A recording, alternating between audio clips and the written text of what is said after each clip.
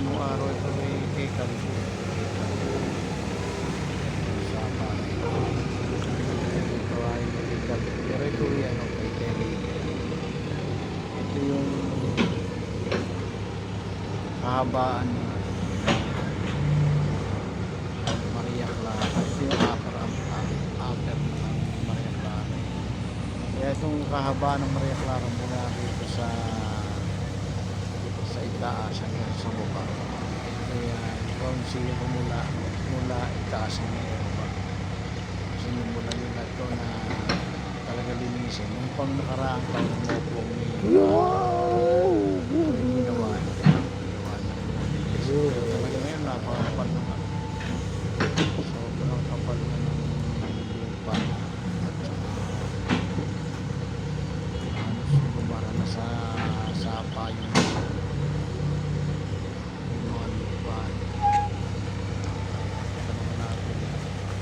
dalawa yung nagbabako rito. Yung isa nagtatabulo sa tabi na nagulangkay doon sa kasi ano parang nung mga panahon ng una napabayaan kung sa panay ito. Tawagin nung araw namin ito nung mga bata pa Pilya Hubo. Nililigo kami sa may St. Michael ko eh. Ang kalapit ko ng St. Michael sa British. Ito tawagin namin Pilya Hubo kasi St. Michael. Pero ito ang tawag talaga rito. Ang daming tawag kasi mga mataan mga ito yung may kanto ang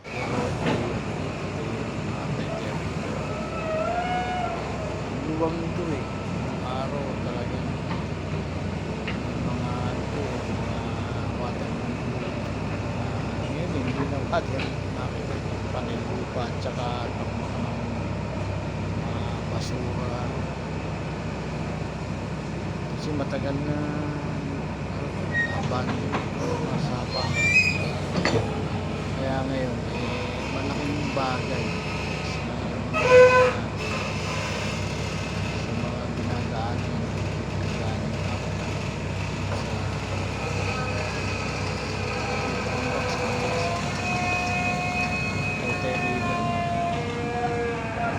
tawagin nga ay kay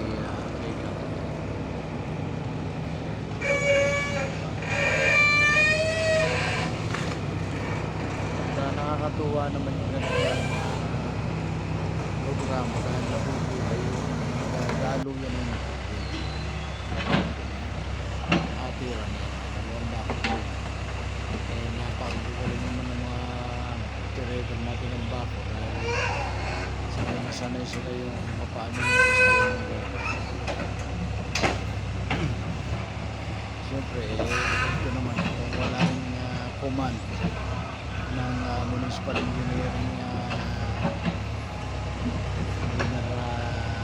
Gadapia siya yung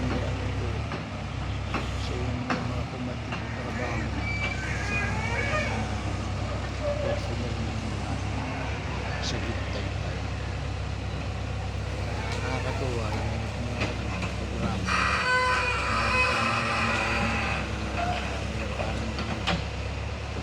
dahil ito para sa mga taytayunis yung mga Pilipino kasi talaga naman nakita naman natin yung mga nakararaang mga taon na talagang pagka bumaha matagal yung pagbuba ng tubig ngayon nakita naman natin yung mga nakaraang bumagyo maging Christine tsaka yung bagong nakaraang pa na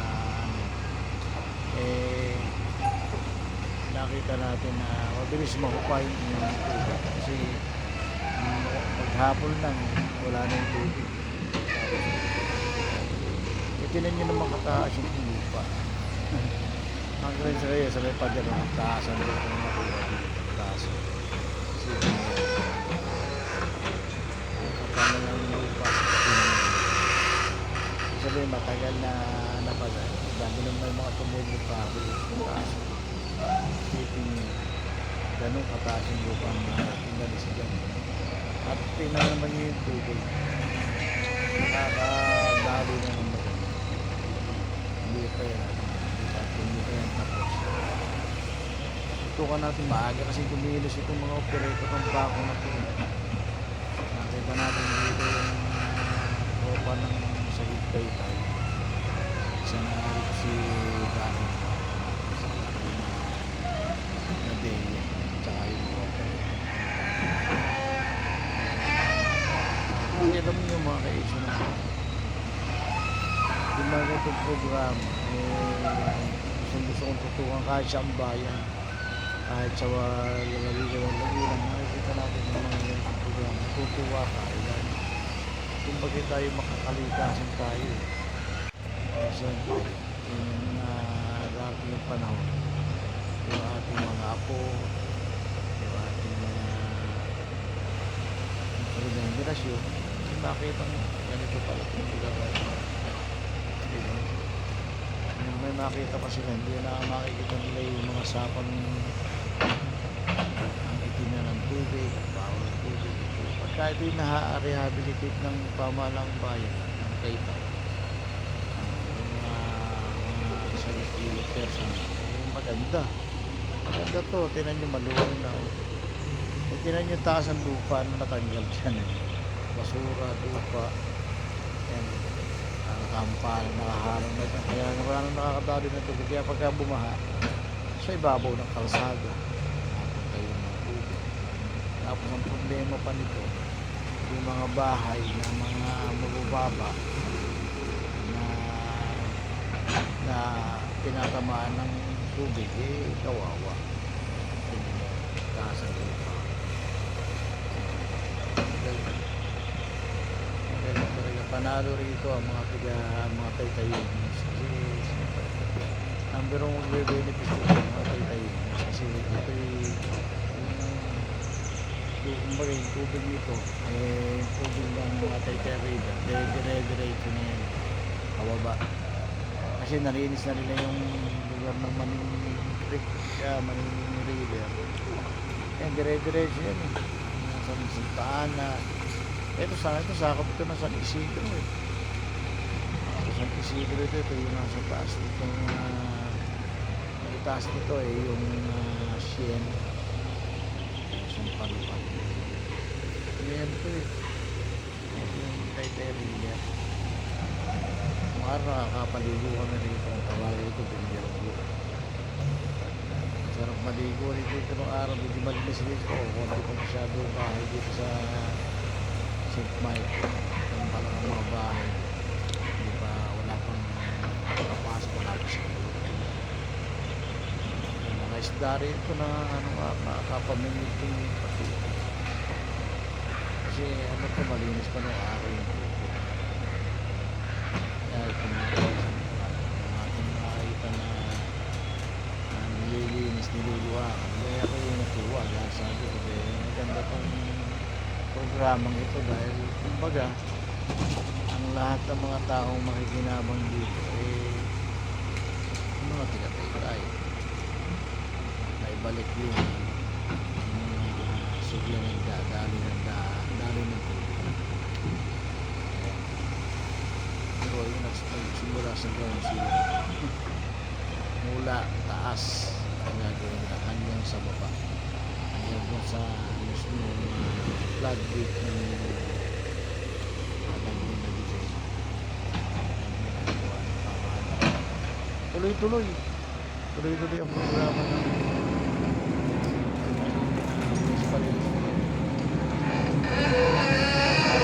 may design nga yung hindi naman sabi na hindi naman total na mawawala ang ginagawa lang ngayon kasi ba napaka-hypocrite mo naman pagka sinabi mo yung bahabi na mawawala, hindi po mawawala bibigyan lang ng lunas ng hindi matagalan yung tubig para na matutumigil sa populasyon kasi pero populasyon talaga ito kasi mababa isang Ana ayan San Isidro may ilang hagip ng tubig talaga ito tapos syempre mga motorista hindi makakatao hindi lang naman sa Taytay na nangyayari bali Mainta Pasig Ina syempre ang gusto ng pamahalang bayan bawasan ba? Hindi naman mawawala. Pero sabi nga ito, napaka-importante na sabihin nila ang mawawala. Meron yung baha, pero mabilis binibigay nila ng nakakatuwa dahil siyempre pati yung mga lupa na natanggal dito yung nakasi gabundok na yung lupa may lupa na isa nang galing sige pero yung sapa niya tagal ng panahon nag-cover na ako si government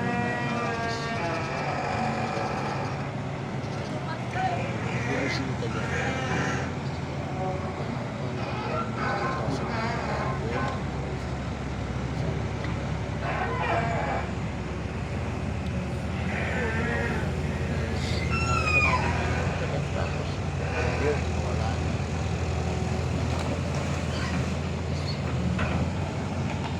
sabi nila sa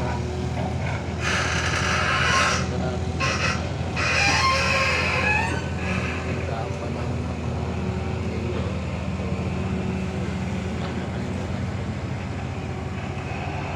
nakakalimutan ko ngayon at nagbigyan pansin ng pamahalang bayan ang itong sistema ng problema ito. Ang laki ang laki ng nawalan lupa. Nakita nyo mayroong pambakas sa pader. At saka yan, nakita nyo. Ito, naglilinis pa ito. Ito, tataas pa itong mga nasa malapit sa pwesto. Tataas yan. Hinahatid ng barbs doon sa isang sa isang bako para maitapos yung sa tulungan sila. Taas ang lupa. Yung lupa naman hindi purong lupa, mga kayusin ng bahay. Yung lupa may kasamang mga basura, plastic, gulong, halo-halo na yung mga dito na galing sa mga baha, siguro. At may mga puno na rin na saging na tumuhubo dyan.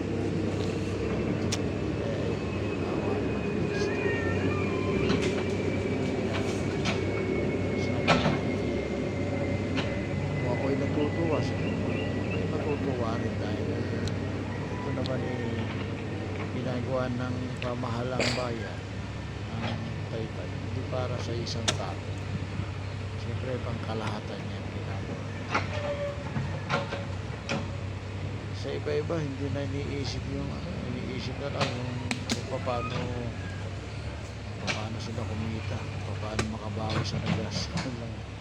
Buti nga ito, nabigyan ng pansin.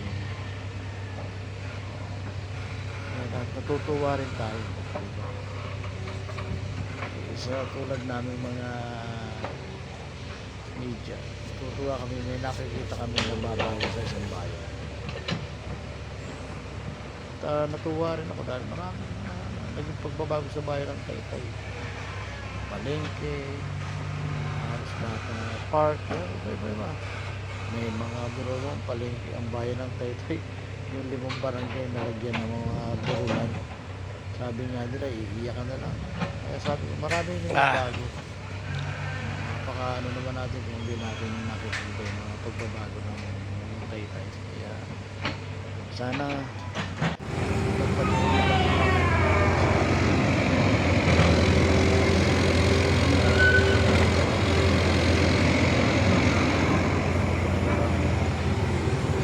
bawat bayan